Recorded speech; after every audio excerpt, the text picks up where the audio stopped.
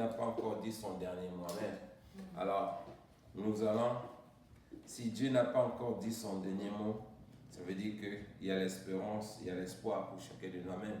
On va confier encore ce moment au Seigneur. Père éternel, nous voici venir encore nous accorder ce moment, ce matin, pour te rendre la gloire, toi qui es le Seigneur de gloire. Merci encore pour cette force que tu nous permets d'être là ce soir. Nous sommes venus se confier en toi, Seigneur, toi qui es le Dieu qui a dit, tu n'as pas encore dit un dernier mot pour nos vies, Seigneur, parce que tu es le Dieu qui gère, mon Dieu, qui dirige les cieux et la terre. Alors nous sommes tes enfants, nous sommes là encore ce soir pour te confier en toi, pour te confier nos vies, pour te confier nos familles, pour te confier nos foyers, nos maisons, tout ce qui est à nous, Seigneur, afin que tu viennes nous diriger, nous conduire durant ce moment ainsi que le mois qui arrive. Merci encore ce moment. Bénis encore, Seigneur, ce moment. Bénis cette parole dans la vie de nos frères et sœurs et que la gloire, l'honneur se manifeste dans nos vies au nom de Jésus-Christ. Amen. Amen. Alors, nous sommes là encore ce soir, comme nous avons l'habitude de le faire, pour pouvoir clôturer notre programme. Amen. Alors, nous allons dans notre terme qui stipule, Dieu n'a pas encore dit son dernier mot pour ta vie. Amen. Alors, donc, il y a encore l'espérance, quel que soit ce que les hommes sont en train de parler à ton sujet, et si comme Dieu, c'est lui qui détient tout le pouvoir de changer la vie de l'homme, et il nous rassure encore ce soir, qui n'a pas encore dit son dernier mot à nos sujets, à nos situations, nous pouvons encore avoir l'espoir. Amen. Alors, nous allons dans notre verset de notre volet dans le Proverbe plutôt, chapitre 16, verset 1 à 4. Amen. Notre parole, la parole du Seigneur nous dit ceci: les projets que forme le cœur dépend de l'homme, mais les réponses que donne la bouche viennent de l'Éternel. Toutes les voies de l'homme sont pures à ses yeux, mais celui qui pèse les esprits, c'est l'Éternel. Alors, recommande à l'Éternel tes œuvres et tes projets réussiront. L'Éternel a tout fait pour un but, même les méchants pour le jour du malheur. Parole du Seigneur. Amen. Alors, nous sommes ceux-là qui ont compris que, ainsi comme c'est Dieu qui a le dernier mot dans la vie de l'être humain ici-bas, alors ce que nous pouvons faire, c'est venir recommander le sort, élever nos sorts vers Dieu. Mais quand on se lève nous-mêmes pour créer nos situations, nos projets, sans l'appui de Dieu, nous avons du mal souvent à voir des résultats que nous attendons. Amen. Pourquoi? La plupart des projets de l'homme qu'ils formulent sans l'appui de Dieu aboutit toujours à l'échec. Ça peut réussir au début, mais à la fin, ça finira toujours aller au contraire de nos attentes. Mais Dieu qui est Dieu, il nous dit ceci: nous devons plutôt recommander nos sorts à lui-même. Pourquoi? Parce que c'est lui qui sonde le cœur. Comme il connaît le désir de nos cœurs, il connaît de quoi nous avons besoin, il sait qu'est-ce qu'il faut nous donner parce que lui, il a toujours géré nos vies. Il sait comment nous devons nous comporter du présent jusqu'au futur parce qu'il est l'alpha, l'oméga. Amen. Alors, si c'est lui qui détient le dernier mot sur tout ce que nous pouvons faire, nous devons comprendre que notre vie chrétienne dépend que de Dieu. Notre réussite ici-bas dépend que de Dieu. Comment ça peut dépendre de Dieu? C'est ce que Dieu a dit au propos de tout ce qu'on fait.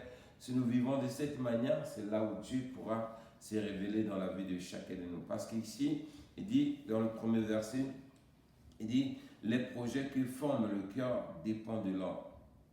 Amen. Mais la réponse que donne la bouche vient de Dieu.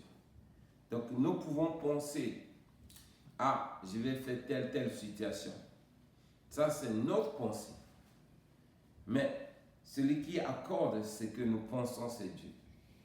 Qu'est-ce que nous devons faire alors?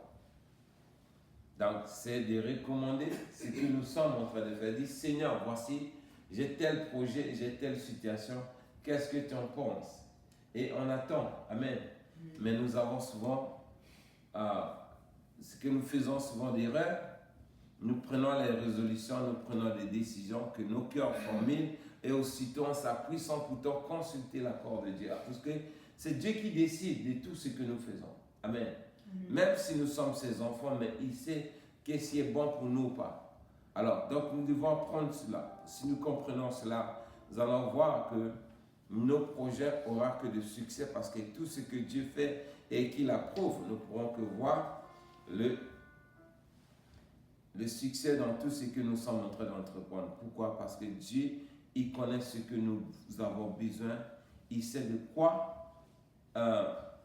Il connaît notre futur et il voit chaque jour qui est devant nous. Voilà pourquoi nous devons comprendre tout cela. Amen. Alors, nos dieux que nous adorons, Dieu d'Abraham, Dieu d'Isaac. Regardez bien si nous pouvons refaire et revoir comment Dieu a créé ce monde. Regardez, il a créé tout le chose. Il a commencé d'abord par le jardin d'Éden, là où Adam était. Regardez comment il a formulé les choses. Il a créé tout normalement. Tout était bien préparé pour qu'Adam puisse vraiment se réjouir jusqu'au jour où il va quitter ce monde. Amen. À l'époque, il n'y avait pas vraiment la fin. Il devait demeurer jusqu'à l'éternité. Mais celui qui a failli avec la complicité de sa femme, c'est là où ils ont planifié, détourné tout le plan de Dieu. Ben, regardez comment Dieu avait créé. Il avait prévu tout pour que Adam et Ève puissent vraiment se réjouir vraiment dans le jardin d'Éden comme il fallait. Alors pourquoi? Parce que ça c'était le projet que Dieu lui-même a formé. Adam n'a pas demandé à Dieu. C'est Dieu qui a pensé à Adam pour lui donner toutes ces choses. Donc nous comprenons que dans nos vies chrétiennes, nous pouvons qu'attendre de Dieu. Nous prions, mais celui qui décide comme c'est lui, nous pouvons qu'attendre sa réponse dans tout ce que nous serons faits parce que nous savons qu'il ne peut pas nous donner un morceau, disons, une pierre lorsque nous demandons le Père. Pourquoi? Parce qu'il n'est pas si méchant que ça. Amen. Alors, ce texte de ce soir est en train de nous encourager à comprendre que notre réussite dans ce monde dépend de Dieu. Amen. Quel que soit ce que les hommes peuvent dire, celui qui a le dernier mot sur nos vies, comme le terme le dit, c'est Dieu. Voilà pourquoi nous devons espérer en lui. Amen. Alors, on va aller vite. Regardez bien comment Isaïe, la prophétie que Isaïe nous a donnée dans le livre de Isaïe 56, le verset 8. Isaïe, bon, je prends le verset 7 à 8. Amen. Amen. Isaïe, chapitre 56, le verset 8. 7 à 8. Il dit, je les amènerai sur ma montagne sainte et je les réjouirai dans ma maison de prière. Leurs holocaustes et leurs sacrifices seront agréés sur mon autel, car ma maison sera appelée une maison de prière pour tous les peuples. Le Seigneur l'Éternel parle, lui qui rassemble les exilés d'Israël. Je réunirai d'autres peuples à lui au sein déjà rassemblés. Amen. Alors ici, le Seigneur nous parle que ce que nous pouvons faire comme sacrifice, c'est-à-dire tout ce que nous pouvons faire, prière, louange, adoration, tout cela, Dieu va agréer cela lorsque nous venons dans sa maison. Alors si nous faisons de la maison de Dieu, c'est-à-dire notre corps qui est le temple du Saint-Esprit, une maison de prière, et toutes nos prières aussi seront exaucées.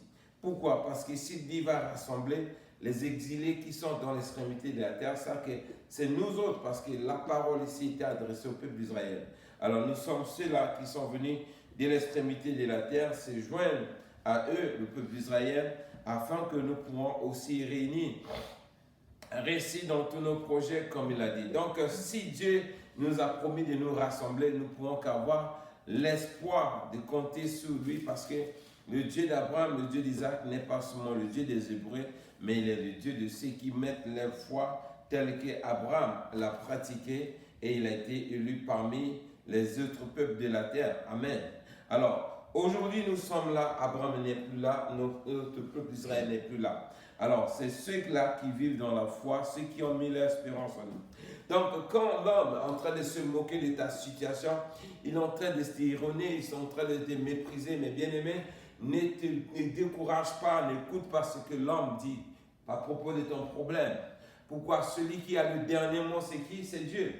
Alors, si Dieu qui voit toutes choses, et Dieu qui connaît ta situation, lui qui voit tout, comment pourras-tu te décourager par rapport à ce que l'homme est en train de parler de toi? Alors, si tu as fait de ton corps comme un son temple et c'est devenu un lieu de la maison de la prière, où tu évoques ta prière chaque jour, tu lui donnes la louange, l'adoration, elle sera agréée à condition que tu marches tel qu'il nous recommande. Alors notre réussite ne dépend qu'à partir de cela. Parce que lorsque nous prenons la parole de Dieu en considération et nous pratiquons cette parole, nous pouvons qu'espérer sur toutes les promesses que Dieu nous a faites parce que c'est là où notre réussite y dépend. Les méchants, ils peuvent planifier les plans. Le diable peut utiliser ses hommes pour pouvoir se moquer de toi, pour te décourager, pour dire, ouais, ton Dieu, si vraiment Dieu était avec toi, ton Dieu était avec toi, pourquoi ton malheur ou bien tout ce que tu es en train de traverser t'arrive-t-il? Vous voyez, donc c'est comme ça. Pourquoi? Parce que cela arrive, pourquoi? Pour te décourager, pour que tu dises non, certainement mes prières ne sont pas exaucées. Notre Dieu a dit ceci, si nous prenons nos corps et faire de cela le temple de Dieu et qui est devenu la maison de fait de ça la maison de prière, nos holocaustes, nos prières seront exaucées comme il a dit. Voilà pourquoi Dieu qui est Dieu, il nous a fait beaucoup de promesses dans sa parole. Et si nous référons dans sa parole, nous pouvons qu'avoir l'espérance, quelle que soit ma situation, je ne pourrai pas me décourager. Je sais que Dieu est fidèle dans tout ce qu'il dit. Voilà pourquoi je ne vais pas me fier de ce que j'entends et tous les moqueries, les railleries que j'entends de la part des hommes. Ça, c'est rien parce qu'ils sont aussi comme des hommes comme moi. Amen. Alors, Ésaïe nous montre encore, toujours dans le livre d'Ésaïe 51, cette fois-ci le verset 3. Verset 3 jusqu'à 4. Ésaïe 51, le verset 3 à 4. Regardez la promesse que Dieu nous fait encore ce soir. Comme c'est lui qui a le dernier mot au sujet de notre récit ici-bas, il dit ceci dans le verset 3. Ainsi, l'Éternel a pitié de Sion. Il a pitié de tous ses ruines. Il rendra son désert semblable à l'Éden et sa terre aride à un jardin de l'Éternel.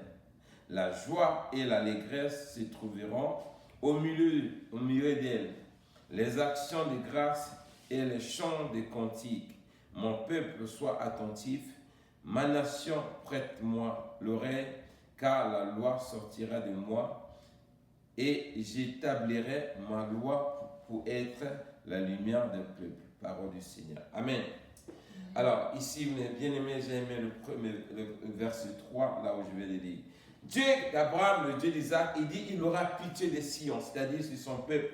Il aura pitié de tout ce que nous sommes en train de connaître comme ruine, c'est-à-dire les échecs, tout ce que nous sommes en train de connaître comme tracasserie, où rien ne va. Dieu a pitié de nous voir vivre cette vie. Pourquoi? Parce qu'il est un Dieu qui prend soin de nous, il prend compte de nous. Mais il nous dit, en bas, il dit, il rendra notre désert semblable à l'Éden. C'est-à-dire, il va nous ramener au jardin d'Éden. De la même manière, Dieu a créé le monde, il a créé le jardin d'Éden et ensuite il a créé Adam et Ève pour qu'ils se réjouissent du jardin d'Éden, de tout ce qui était à l'intérieur.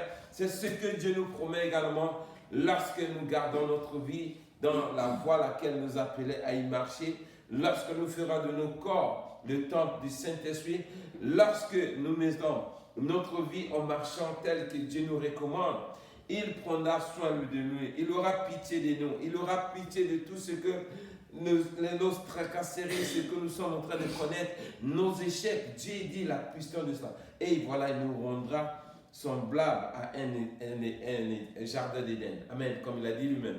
Alors imaginez dans le jardin d'Éden ce qui était, tout était normal, tout était préparé pour qu'Adam et Ève puissent se réjouir. C'est ce que Dieu promet à tous, chacun de nous. Tout ce que l'homme est en train de parler, comme je l'ai dit, au sujet de ton problème, ferme tes oreilles, bouge tes oreilles, parce que l'homme ne peut jamais décider à la place de Dieu. J'ai toujours aimé beaucoup de gens quand ils vont souvent à l'hôpital, le docteur lui dit ton problème, voilà comment ça va se terminer. Il va dire non, je refuse cela parce que tu n'es pas Dieu. Mon Dieu ne m'a pas dit cela. Amen. C'est là où on met notre foi en jeu. Pourquoi? Parce que nous savons les promesses que Dieu nous a faites, c'est les promesses de bonheur, comme il dit lui-même dans sa parole. Amen. Alors, il dit lui-même, il ajoute, la joie et l'allégresse se trouveront au milieu d'elle. Amen.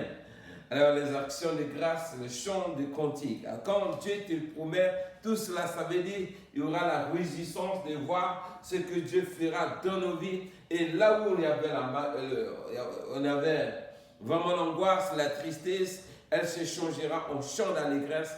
Pourquoi? Parce que nous savons que Dieu, lorsqu'il va s'élever, le temps de Dieu, quand ça arrivera, mais bien aimés, nous pourrons voir que la réussite. Amen.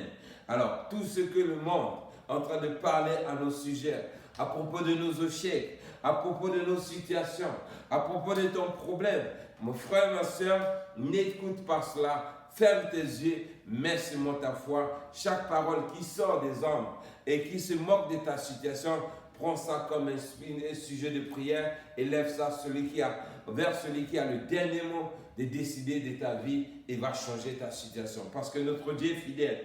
Ce qu'il dit lui ici, mon bien-aimé, ce n'est pas l'homme qui allait voir Dieu pour qu'il puisse vraiment écrire cela. C'est Dieu lui-même qui a écrit cela à propos de l'homme. C'est pour dire quoi? Dieu prend compte de nos vies. Dieu, il se souvient de nos vies. Dieu, il sait de quoi nous avons besoin.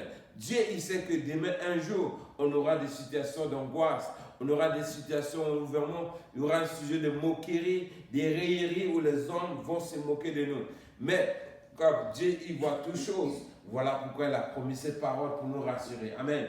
Alors, il nous rassure encore ce soir pour que nous puissions comprendre que quel que soit ce que nous sommes en train de voir physiquement dans nos vies, quelles que soient les montagnes que nous sommes en train vraiment de traverser, qui sont face de nos vies, ces montagnes vont disparaître un jour.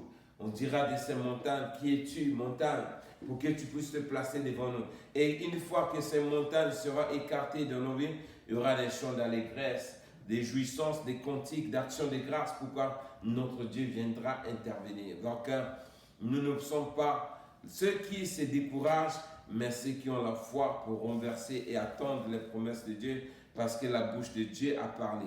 Quand Dieu parle, mes bien-aimés, il faut se rassurer, quoi qu'il arrive, cela va s'accomplir.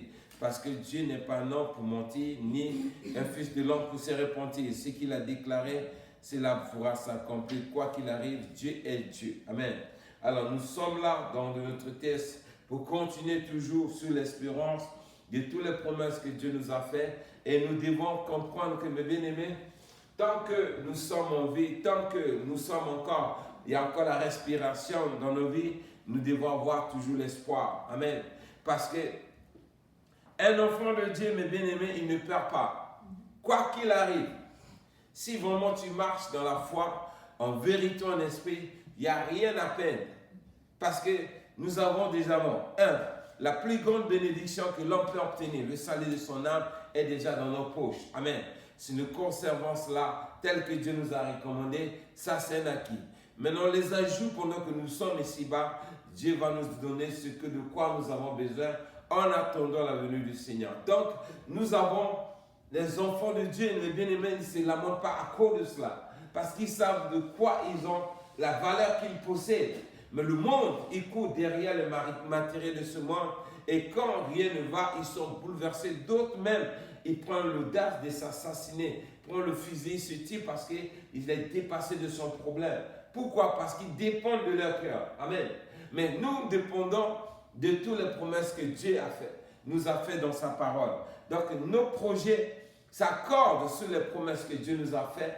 Et c'est là où nous espérons le jour où il va dire, bon, aujourd'hui c'est le jour où je vais décider désormais de ton sort pour essuyer tes larmes et il vient te localiser. Voilà, la bénédiction arrive, ça sera un chant d'allégresse et les chants cantiques, les actions de grâce comme il a dit lui-même. Donc, ayons la foi, mes bien-aimés, ne baissons pas le bas parce que le monde là c'est pour notre Dieu. Comme lui-même, il nous rendra le jardin d'Éden qu'on a perdu hier. Et il a promis lui-même dans sa parole. De la même manière, Adam et Ève ont vécu dans ce jardin d'Éden. Ils avaient tout là-bas. C'est ce que Dieu nous promet également cette nuit. De comprendre que, quoi qu'il arrive, Dieu, comme il parle, nous pouvons qu'espérer parce qu'il ne change pas. Ce qu'il a déclaré, il accomplira cela parce que c'est un Dieu qui est juste bon. Il ajoute encore dans le livre de Jérémie, chapitre 29, le verset 11 à 12. Écoutez bien ce que Dieu nous dit pour nous rassurer encore ce soir. Il dit, car je connais les projets que j'ai formés sur vous, dit l'Éternel, projet de paix et non de malheur, afin de vous donner un avenir et de l'espérance. Vous m'invoquerez et vous me pâtirez. Vous me prierez et je vous exaucerai. Amen. Alors, si Dieu est tout cela, vous voyez comment un enfant de Dieu est béni. Tout cela, c'est pour nous. S'il connaît le projet qu'il a fait pour nous, qui est là pour venir s'arrêter devant toi, pour dire, toi, jamais dans ta vie, tu vas rester comme ça, tu vas mourir comme ça. Ou cette maladie, ou bien tout problème que tu traverses, ça sera chronique jusqu'à ce que tu vas quitter ce monde. Alors qu'ici, Dieu nous dit, il connaît le projet qu'il a fait pour vous. Hein? Que j'ai formé sur vous, dit l'Éternel des armées, pour le Père et non de malheur, afin de vous donner un avenir et de l'espérance. Alors, donc, tout cela est en train de montrer combien de fois Dieu prend soin de nous. Ce n'est qu'un temps, mes bien-aimés, ce que nous sommes en train de traverser, c'est le temps de transition où nous attendons la faveur de Dieu, la bénédiction de Dieu. Amen. Alors, si Dieu nous parle, nous propose cela, nous pouvons qu'avoir l'espérance. Tant que Dieu a dit cela, et je mets ma force là, et ce que le diable va utiliser comme les hommes pour venir se moquer de toi, n'écoutons pas cela, mais bien aimé, l'homme ne pourra jamais changer la vie de l'homme. C'est Dieu qui change nos vies, ce n'est pas un homme. Un homme ne peut pas décider sur le sort de ton problème. Amen. Donc nous devons comprendre cela. Si Dieu qui a créé les cieux et la terre, et qu'il dit qu'il connaît le projet qu'il a formé pour ta vie, ce n'est pas le projet de malheur, c'est le projet ni de malheur, mais c'est le projet de paix et de bonheur. Alors, quoi qu'il arrive, je dis, Seigneur, tu m'as promis cela, je ne pourrai qu'avoir l'espérance. Quoi que les hommes parlent, mais écoutez ce que les hommes sont en train de parler à mon sujet. Amen. Alors, si c'est le travail, si c'est les finances, si c'est les tracasseries, quoi qu'il arrive, nous pouvons que dire, l'homme, toi qui es-tu pour que tu viennes dire des propos que Dieu n'a pas agréés. Moi, je sais que dans mon cœur, ce que j'ai, c'est la parole de Dieu que j'ai plantée comme espérance dans mon corps. Alors, mes projets s'accordent selon la parole de Dieu, quoi que ce soit, quoi qu'il arrive, ce que l'homme peut utiliser comme sujet de moquerie, je n'ai rien à craindre parce que je sais que c'est Dieu qui décide de ma vie. Amen. Alors, si nos corps, qui sont désormais sujets de prière et pour adorer Dieu, alors nous pouvons que se réjouir parce que là où il y a le temple du Saint-Esprit, Dieu ne pourra jamais nous laisser dans la honte. Amen. Parce que Dieu aussi, il prend soin de son temple. Parce que Dieu ne peut pas t'abandonner à ton propre sort pour que son nom soit dans la honte. Un enfant de Dieu, quand il n'est pas béni et que Dieu, comme les hommes pensent, hein, quand les hommes vont se moquer de toi, ce n'est pas toi on se moque de Dieu que tu es en train d'invoquer. Et c'est ce nom de Dieu qui sera quoi? Blasphémé. Mais si toi tu demeures fidèle, tu marches tel que Dieu nous te parle, et tu gardes sa parole, et tu mets la foi sur cette parole, Dieu a l'obligation d'honorer sa parole que tu gardes. C'est là où la situation va changer comme il nous dit. Donc, nous devons mettre dans nos têtes, je sais que quel que soit ce que je suis en train de traverser, mon Dieu n'a pas dit son dernier mot parce que je sais ce qu'il a dit. Les projets qu'il a formés pour ma vie, ce n'est pas le projet de ce problème et disons de la situation que je suis en train de vivre parce qu'il m'a promis un projet de bonheur, un projet de paix et non de malheur. Alors, tant que le malheur là arrive, tu vas prendre l'acte de foi, tu repousses là, tu interpelles Dieu, voilà, tu m'as promis ceci, cela, mais qu'est-ce qui se passe pour que mon problème soit comme ça? Amen. Et Dieu pourra agréer sa prière en changeant cela, en accomplissant ses promesses comme nous dit ce soir. Donc, nous pouvons que nous réjouir, mes bien-aimés, parce que notre Dieu est fidèle dans tout ce qu'il dit. Ce qu'il a déclaré, mes bien-aimés, il accomplira. Ce que sa bouche, comme nous avons l'habitude de dire, de chanter, ce que sa bouche a dit, sa main l'accomplira. Parce que Dieu ne ment pas. Amen. Alors, il ajoute encore toujours dans Jérémie chapitre 23, le verset 5, il dit ceci. Voici, les jours viennent, dit l'Éternel, où je susciterai à David un germe juste. Il régnera un roi et prospérera. Il pratiquera la justice et équité dans le pays. Parole du Seigneur. Amen. Amen. Alors, ici, tout cela, ce sont des promesses que Dieu nous fait pour nous rassurer. Quoi qu'il arrive, Dieu n'est pas un homme pour mentir. Donc, tout ce que nous sommes en train de voir, comme la parole, tout cela, ce n'est pas pour ceux qui sont morts. Ce sont des promesses qui s'accomplissent dans la vie de ceux qui sont vivants. Amen. Alors, ceux-là qui sont vivants, c'est qui? C'est nous autres qui sommes là.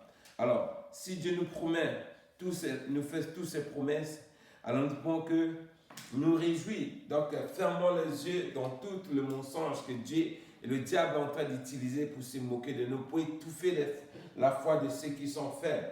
Amen. Parce que notre Dieu, mes bien-aimés, je n'ai pas vu un verset biblique de voir lorsque Adam et Ève, ils étaient encore en accord avant de pécher et il leur manquait quelque chose. Il n'y a pas un verset qui parle de ça. Pourquoi? Parce qu'ils vivaient dans l'abondance du jardin d'Éden. Si Dieu nous promet de nous ramener ce que nous avons perdu et nous replacer dans le jardin d'Éden, ça veut dire nous serons dans son jardin, c'est-à-dire on va vivre dans l'abondance. Alors cette abondance, mes bien-aimés, c'est pour donner gloire à Dieu.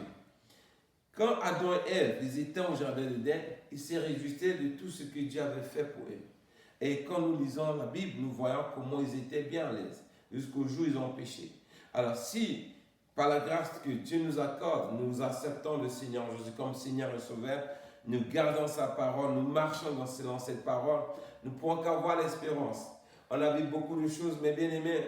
On a vu des situations où tu étais vraiment abandonné à toi-même. Les gens ne pouvaient même pas te regarder. Mais Dieu t'a pris là où tu étais. Aujourd'hui, tu es là. Si tu regardes 20 ans, 10 ans, 15 ans de cela, on te dit aujourd'hui tu devais être là. Si on t'avait dit ça pendant 20 ans ou 15 ans derrière, tu vas dire c'est faux. Amen. Alors, si Dieu a fait cela, c'est qu'il va faire encore au-delà de ce qu'il a déjà fait. Amen. Alors, regardez bien comment l'homme ignore, oublie facilement. Dieu a fait beaucoup de grandes choses dans nos vies, au-delà même de ce qu'on espérait. Les gens s'étaient moqués de nous, d'autres même ne voulaient même pas nous sentir, d'autres même, c'est-à-dire nous chasser. Hein? Mais Dieu est venu nous prendre, il nous a essuyé, nous a enlevé de cet mépris-là. Aujourd'hui, nous sommes arrivés à notre niveau. Il faut comparer quelques années en arrière. Amen. Amen. Alors, regardez comment l'homme est ignorant. Si Dieu t'a pris de la situation où tu étais hier, où vraiment tu n'avais pas vraiment d'espérance, où vraiment tu te disais pour toi c'est fini. Aujourd'hui, Dieu a changé cela. Et aujourd'hui, nous sommes là. Nous sommes encore en train de se lamenter. C'est comme si Dieu ne peut pas faire au-delà de ce qu'il a fait hier. Amen. Donc, ayons la foi parce que ce qu'il a fait hier, c'était un exemple pour nous montrer qu'il est avec nous. Amen. Donc, ayons seulement la foi. Gardons sa parole. Parce que, regardez bien, quand nous formulons nos projets, sans l'accord de Dieu, c'est là où nous commettons des failles.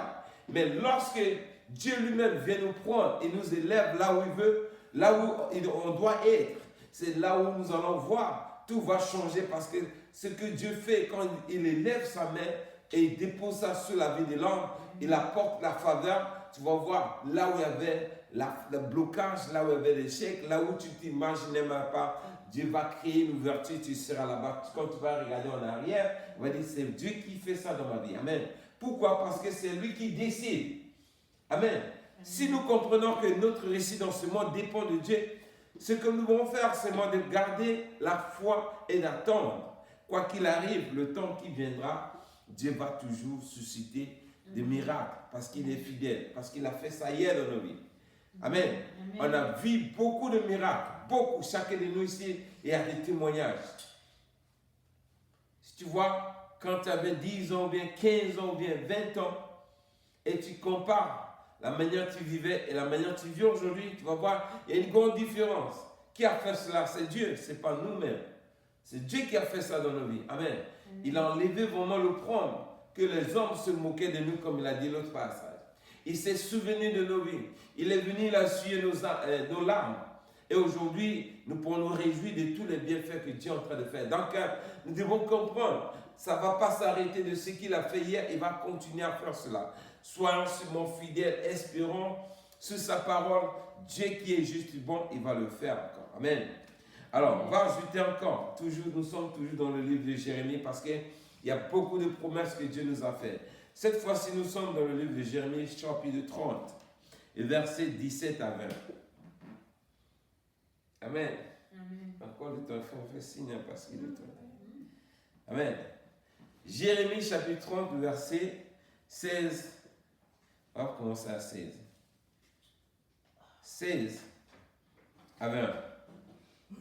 Dieu nous dit ceci. Cependant, tous ceux qui te dévoreront seront dévorés. Amen. Tous tes ennemis, tous iront en captivité. Ceux qui te dépouillent seront dépouillés. Et j'abonderai au pillage tous ceux qui te pillent. Mais je te guérirai, je panserai tes plaies, dit l'Éternel, car ils t'appelleront la repoussée, cette Sion dont nul ne prend souci.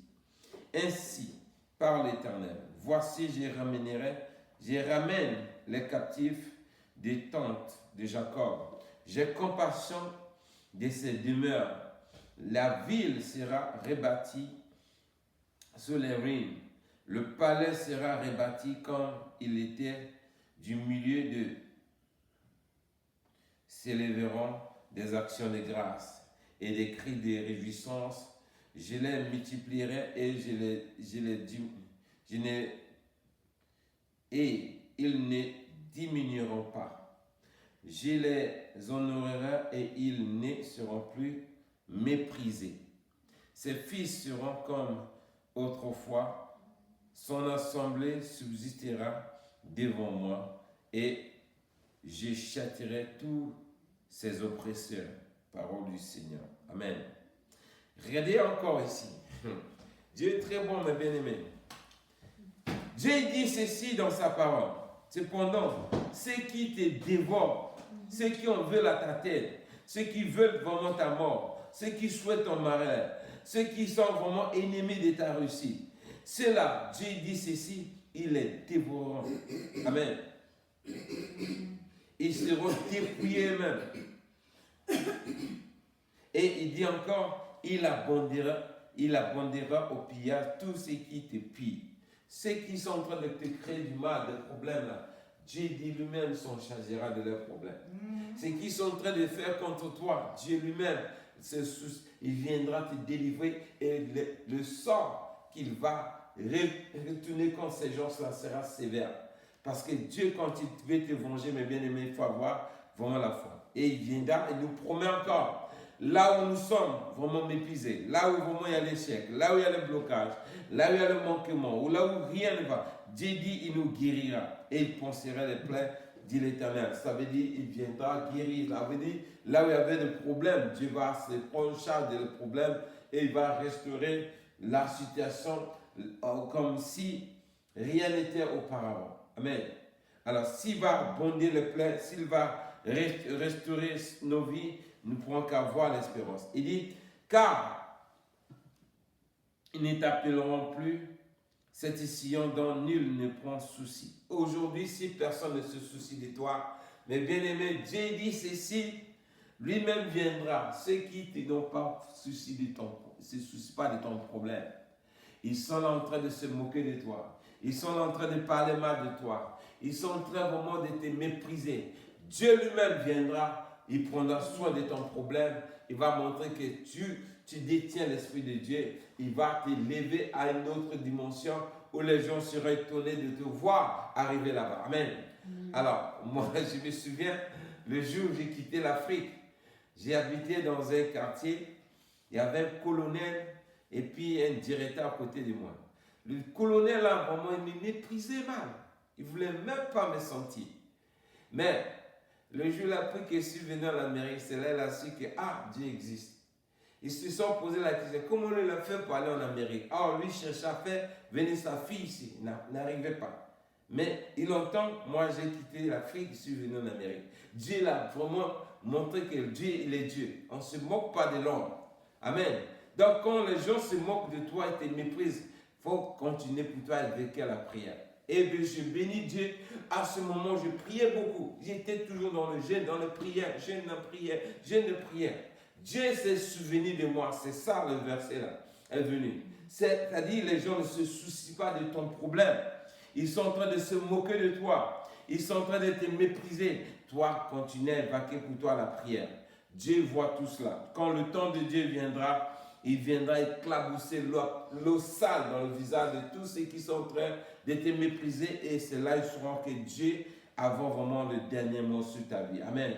Alors, vraiment, j'ai aimé vraiment cette parole. Donc, Dieu qui est juste, il dit ainsi par l'Éternel, voici, je ramènerai les captifs des tentes de Jacob et j'ai compassion de ses demeures. Amen. Là où tu habites aussi, ta situation, si vraiment ça ne va pas, Dieu dit la compassion de là où tu es. Amen. Et les villes seront rebâties et les ruines des palais seront rebâties comme ils étaient au milieu. Amen. Alors là où des maisons, tout ce que vraiment tu vois que rien ne bouge, rien à terre, vraiment tu te poses la question, comment je vais m'en sortir? Il faut mettre dans ta tête la bouche de Dieu. Dieu n'a pas encore dit son dernier mot sur ta vie. Amen.